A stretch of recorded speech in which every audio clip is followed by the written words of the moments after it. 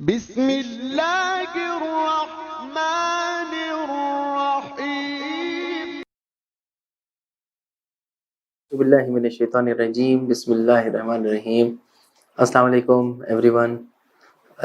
पिछले last week के लिए सॉरी, वो हमने सेशन करने की बड़ी कोशिश की कि हम वो करें, लेकिन तूफ़ान आया हुआ था। उससे पहले लाइट ही नहीं थी, हमारे लैपटॉप्स की बैटरीज भी ख़त्म, बाहर चले गए कि वहाँ शायद कुछ सिग्नल आ जाए, वो वाईफाई वगैरह सब ख़त्म हो गया था, फिर हम कर नहीं पा रहे थे। मैंने कहा फिर ख़राब करने की बजाय बेहतर है कि हम फिर इस वीक कर ले, तो फिर आज हम मस्कुलोस्केलेटल आज कर लेते हैं, ठीक है।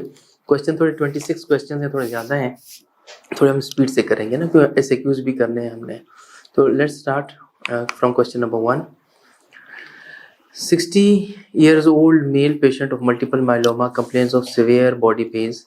He is taking ibuprofen and tramadol but without any relief. Which is the single most appropriate next step in reducing bone pains?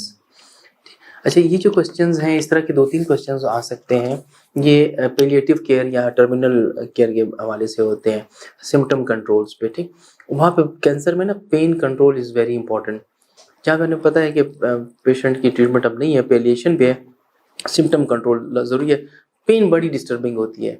उसके हवाले से ऑक्सफोर्ड में पूरा एक टेबल है जिसमें ये लिखा गया है कि इसमें किस कैंसर के पेन में कौन सी दवा देनी है। तो उसमें ठीक है, तो उस टेबल में ये भी लिखा गया कि मल्टीपल माइलोमा की कौन सी ड्रग ऑफ चॉइस है, ठीक। आप वो ज़रूर पढ़ लीजिएगा ऑक्सफोर्ड का पैलिएटिव केयर में। So let's see the options. Bisphosphonate, calcitonin, calcium gluconate, dexamethasone and vitamin D. ठीक, तो करेक्ट आंसर जो है वो क्या है? इज इट डेक्सामेथासोन या बिस्फॉस्फोनेट, ये कैल्शियम या कैल्सिटोनिन? कैल्सिटोनिन जो है वो पैथोलॉजिकल ये फ्रैक्चर्स में देते हैं, ठीक है, ये इस तरह की उसमें नहीं देते, फर्स्ट चॉइस नहीं है। So for generalised bone pains because of a generalised tumour which is multiple myeloma, correct answer is bisphosphonates, ठीक है। जो कैंसर के वो पेन्स जो कि मेटास्टैटिक होते हैं, उनके लिए फिर जो उन पेन्स के लिए फिर आप जो है ना स्ट्रॉन्शियम देते हैं, ठीक। दूसरी पेन किलर, एक और पेन किलर भी, morphine. So morphine is not specific painkiller, it's analgesic, opioid analgesics are very powerful. ये किसी भी कैंसर पेन में दे सकते हैं एंड स्टेज पे। लेकिन क्वेश्चन स्पेसिफिक बोन पेन्स का हो ना, फिर आप देखिएगा एक तरफ जब मेटास्टैटिक पेन्स होते हैं उनके लिए स्ट्रॉन्शियम है नंबर 1, सेकंड पे बिस्फॉस्फोनेट, और मल्टीपल माइलोमा में बिस्फॉस्फोनेट इज नंबर 1। और अगर जनरल बात हो एनाल्जेसिया कौन से हैं, एनासिड, पैरासीटामोल, ट्रेमाडोल, मॉर्फिन, तो then you can choose morphine. 3 चीज़ें। एक और कोई डेक्सामेथासोन का रोल कहाँ होता है? डेक्सामेथासोन उस वक्त दी जाती है जब ट्यूमर किसी चीज़ को कंप्रेस करे, चाहे नर्व्स, वेसल्स, नेक, किसी भी चीज़ को, गट को। तो कंप्रेशन के जो सिम्टम्स होते हैं जिसमें एडिमा होता है, सिम्टम्स ज़्यादा होते हैं, उसमें डेक्सा दी जाती है। Next question number 2. 62 years old male patient of metastatic prostate cancer complains of severe body pains and shooting pain in the legs. ठीक है, सो अगेन कैंसर का पेशेंट है, प्रोस्टेट का है, बैक की तरफ है, and sciatica sort of pains are appearing in the legs. He has difficulty in moving his left leg. He's taking ibuprofen and tramadol, which is weak opioid, but without much relief. What is the single most appropriate next step in relieving his leg symptoms? वैसे तो morphine दे के भी सुला सकते हैं, लेकिन leg के symptoms को कम करने के लिए क्या देंगे? बिस्फॉस्फोनेट, कैल्सिटोनिन, कैल्शियम, डेक्सामेथासोन और विटामिन डी। सही, तो इस now we are talking about compression symptoms, so here we give dexamethasone. Question number 3. 62 years old woman presents with malaise, low mood, pain and stiffness of neck, shoulder and hip for 3 months. She cannot even get out of bed in the morning because of stiffness. Her physical examination shows stiffness and tenderness of trapezius muscle. Her blood sugar is 101 in fasting, TSH 2.4, which is within normal limits. ESR is 55. What would be the most likely diagnosis?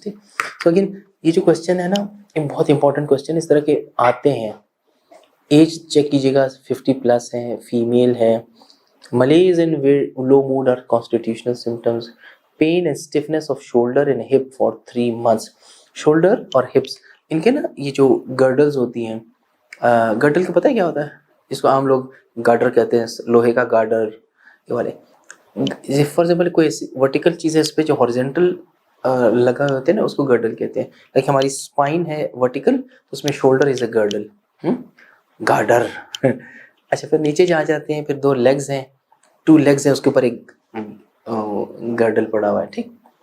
ये horizontal वाले, तो इसके बड़े बड़े large muscles होते हैं, proximal muscles, वो उनकी स्टिफनेस होती है। जब वो स्टिफ हो जाते हैं तो आप एक लकड़ी के तख्ते की तरह हो जाते हैं, उठना बड़ा मुश्किल होता है सुबह ना। इसके कहते हैं लॉग रोलिंग, जैसे लकड़ी के तख्ते को आप उल्टा रहे हो, बेचारे इस तरह से उठते हैं बिकॉज ऑफ स्टिफनेस। दूसरा ट्रेपीजियस मसल, ये बड़ी होशियारी कर रहे हैं, ये कह भी सकते थे कि प्रॉक्सिमल मसल वीकनेस, ठीक, टेंडरनेस है, इन्होंने ट्रेपीजियस कहा है। शुगर और थायराइड का जो जिक्र किया, वेरी इंपॉर्टेंट, ये आपके लिए भी क्लू है कि ऐसी कंडीशंस में शुगर और थायराइड को, हाइपोथायराइड को रूल आउट करना ज़रूरी होता है।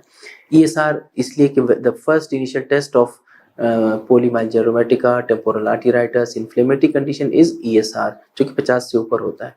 So let's see the options. Fibromyalgia, myofascial pain syndrome, polymyalgia rheumatica, rheumatoid arthritis और temporal arteritis. So the correct answer is polymyalgia rheumatica. Why?